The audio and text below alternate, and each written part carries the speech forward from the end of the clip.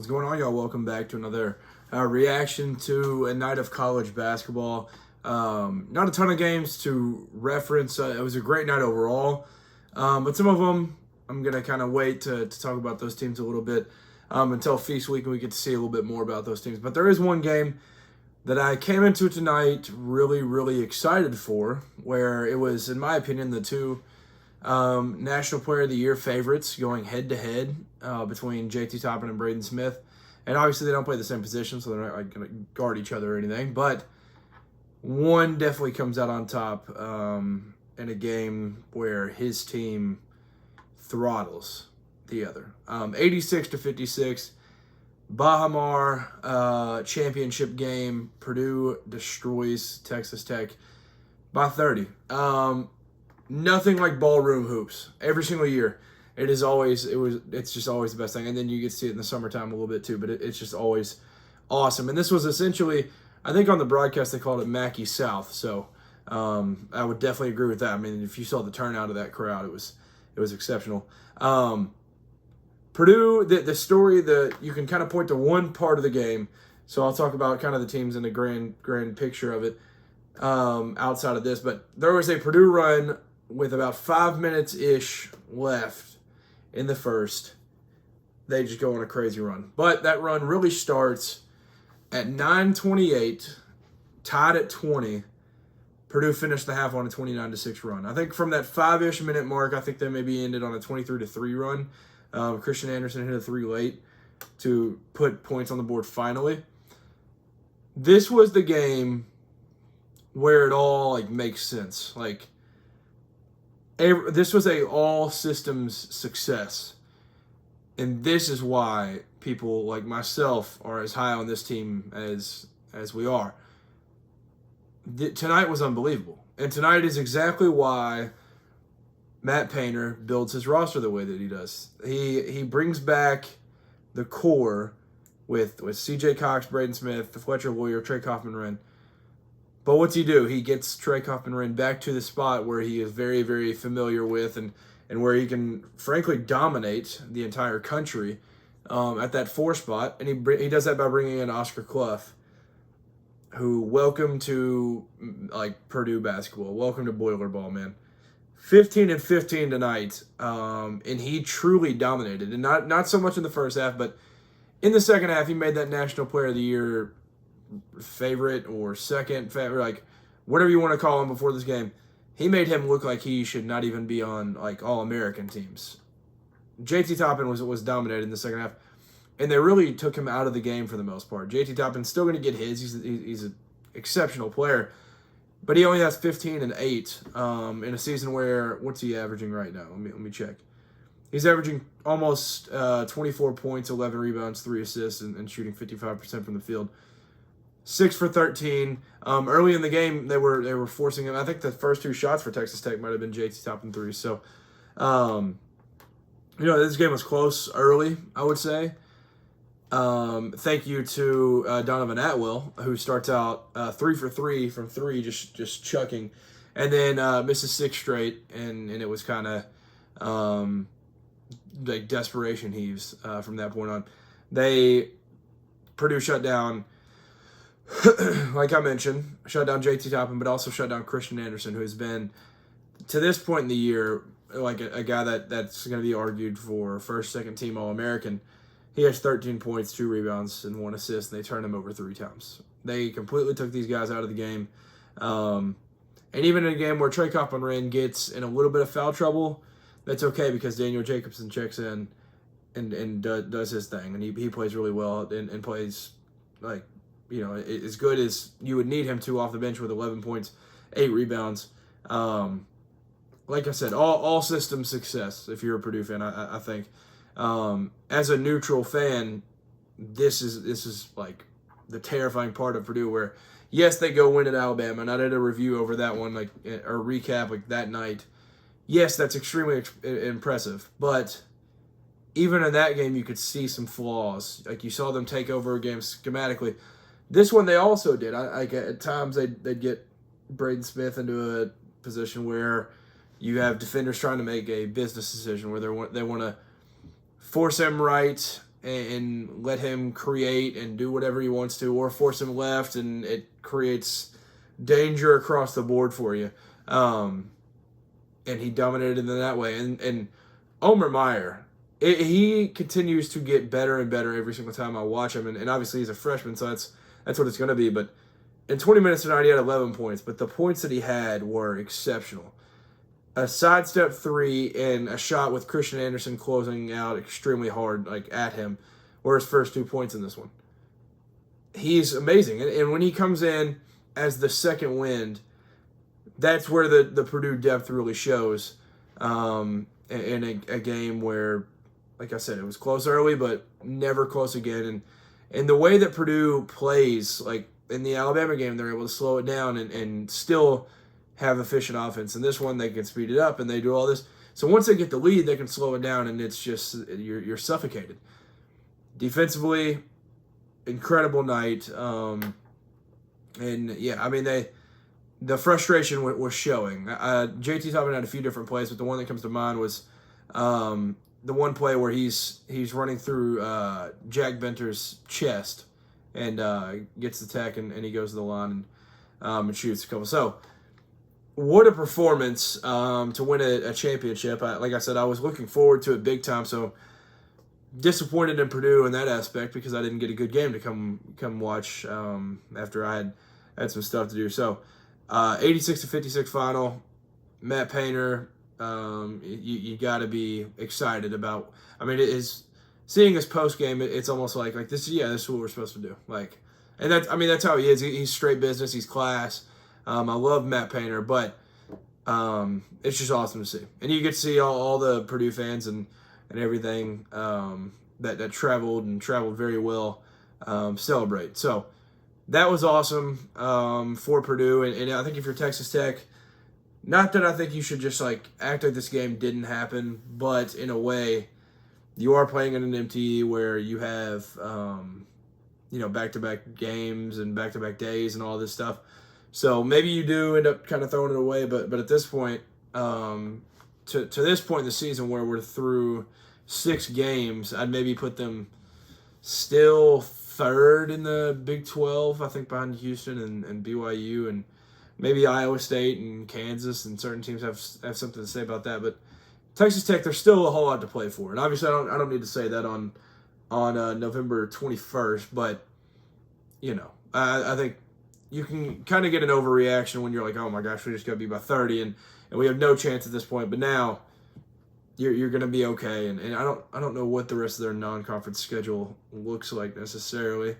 So they'll play. Yeah, I mean it's not crazy. They have some tough ones, but LSU, Arkansas, and Duke are the highlights of those. But the Duke one's obviously going to be very, very impressive. That one's, I want to say, in MSG.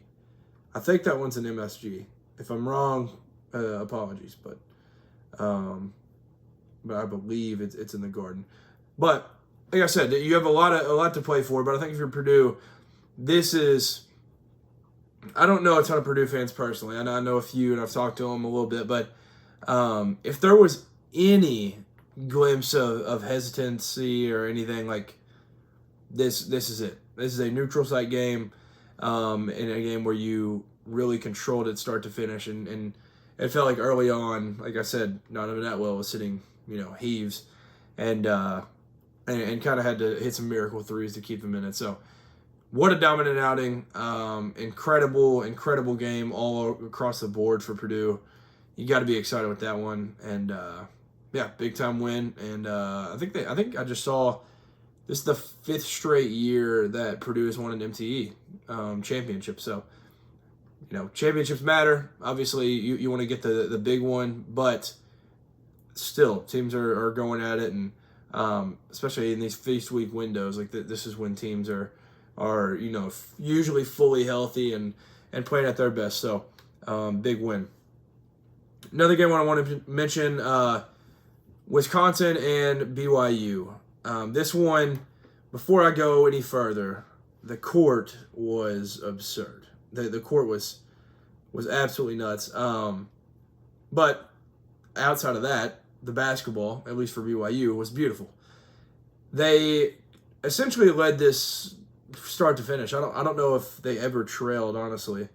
Okay, yeah, Wisconsin led by 2 at one point, but they end up winning by 28 in this one, and this was the game that, like I said, for Purdue, where you see they're kind of built to be systematically like impossible to guard, where they're just well put together, where they have all the pieces. This is where you get to see it for BYU. You get to see some depth pieces. You get to see the starters really ball out and do their thing, and all the guys kind of play the role that you bring them into play. So AJ DeBonta, he has 18 and 6, only takes 8 field goals, has 8 shots in this one, and it's because of how he is needed to play and how he is accepting to play, which is very, very impressive, because you get one of those guys that's been like number 1 in his class in high school for years, and you try to drop him into a system.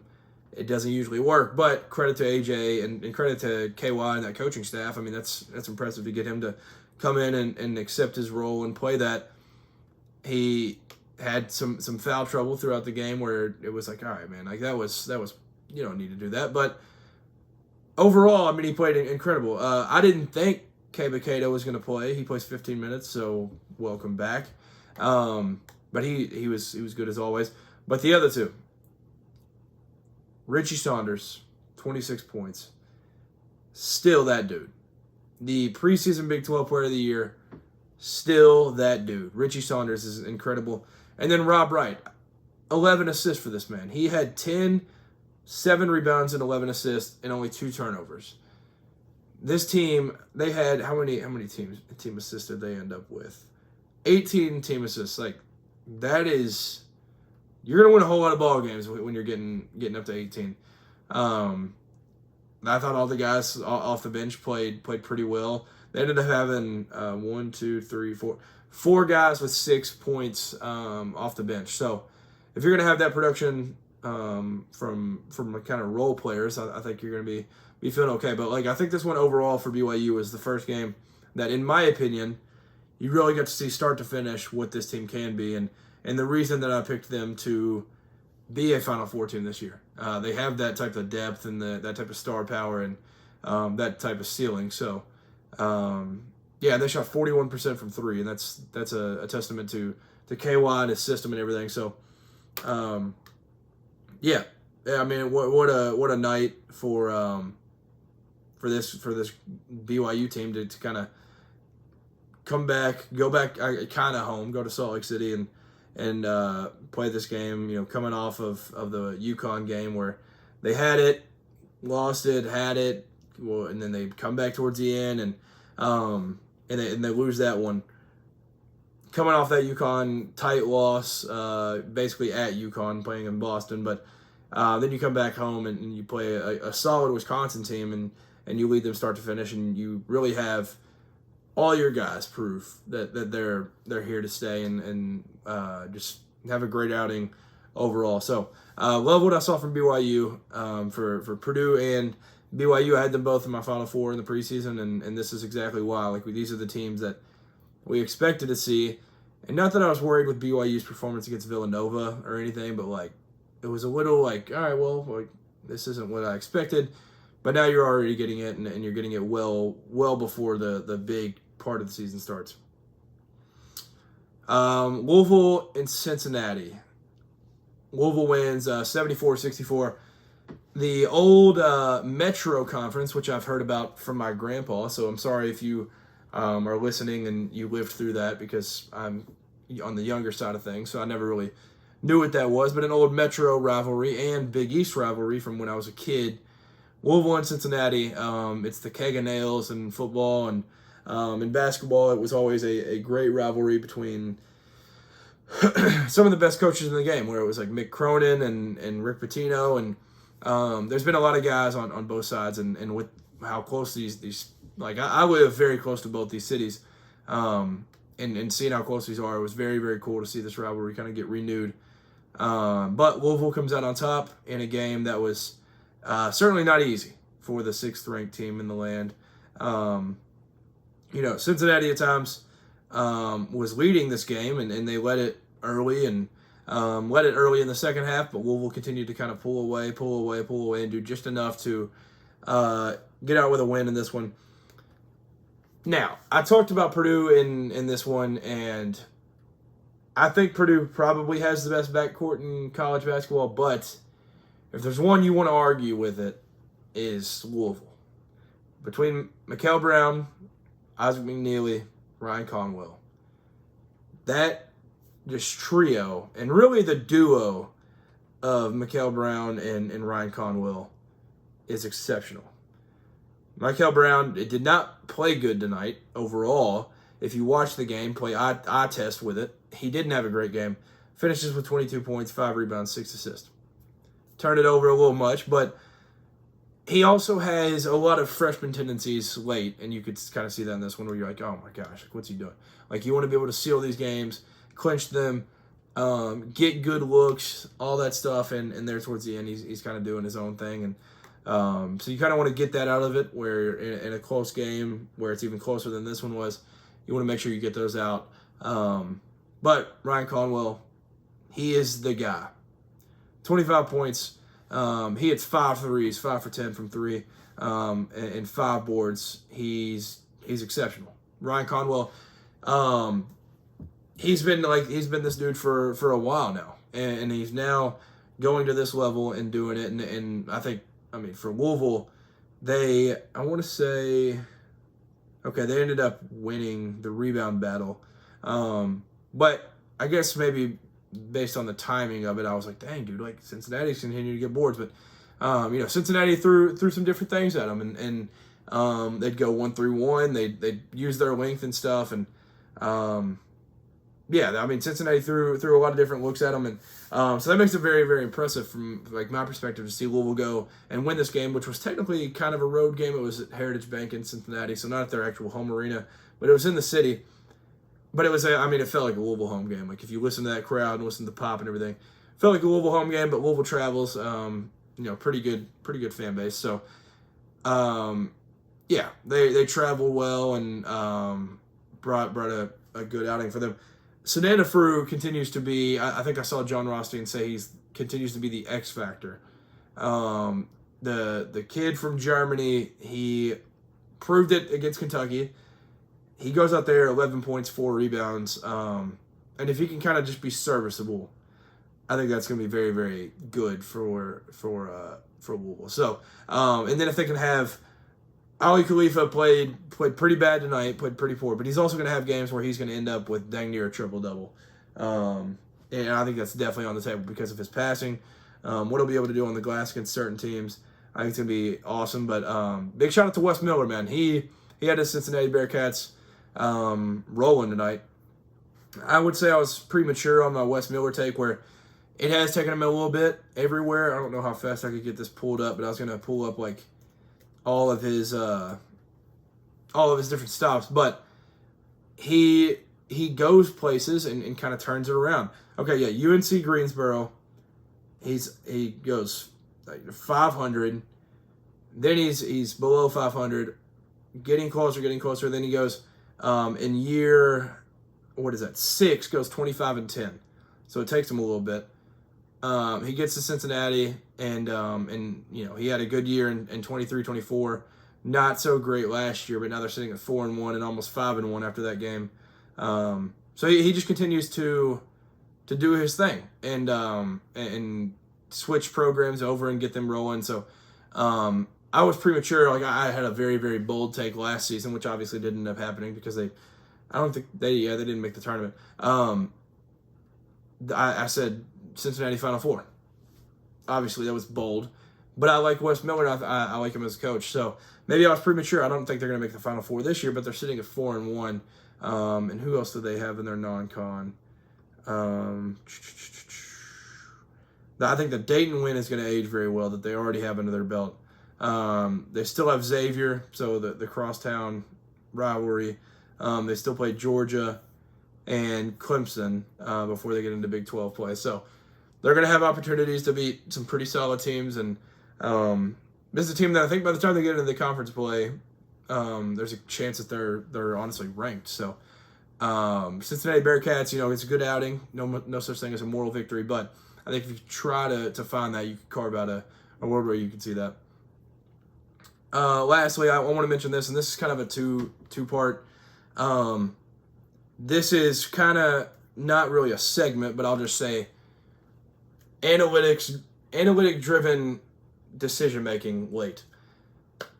The Wake Forest-Memphis game, the Baja Mar, third place game between Wake Forest and Memphis ends up being a Miles Colvin 3 at the buzzer, very Valpo-esque back in the day.